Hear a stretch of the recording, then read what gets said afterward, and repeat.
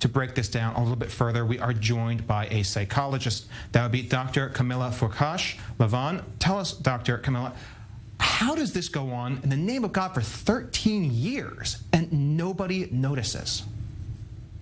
So this is a very, very good question, and this is a question that often is asked. Here, of course, we see like one of the most horrendous kind of events, yes, but unfortunately, it's also kind of on a spectrum, yes, the abuse at home. And often people are very shocked and surprised exactly what you're asking. How is it possible that this is going on? Or how is it possible in their household? They're so nice. Or how is it possible that he did this? He's so nice.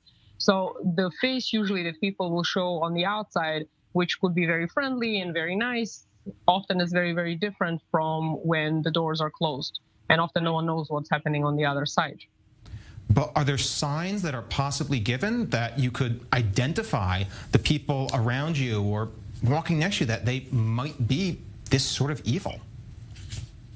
Sometimes yes, where you can see that they will maybe be a little more isolated or something like that.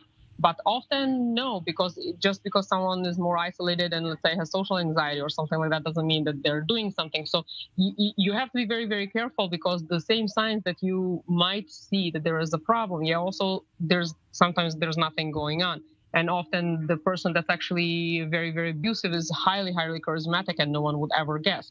So one of the things that we can do also, and another thing also, that if someone does feel that something's going on with their neighbor or family that's next to them, or even family members that they know, yes, often they will not want to report because they, it's not nice. I don't want to offend. Is it really my business? But if you see that, there's often like this worn out look that people will have, depressed, very sad. Often children sometimes might be neglected, maybe dirty, things like that. Maybe you hear screams or all kinds of weird things happening in the house. It would be nice to check it out. At the same time, I don't want to now have everyone reporting everyone, because sometimes there is really nothing going on. But often it would be nice to check out. And if you're not sure, do go to someone, to a psychologist, to a social worker.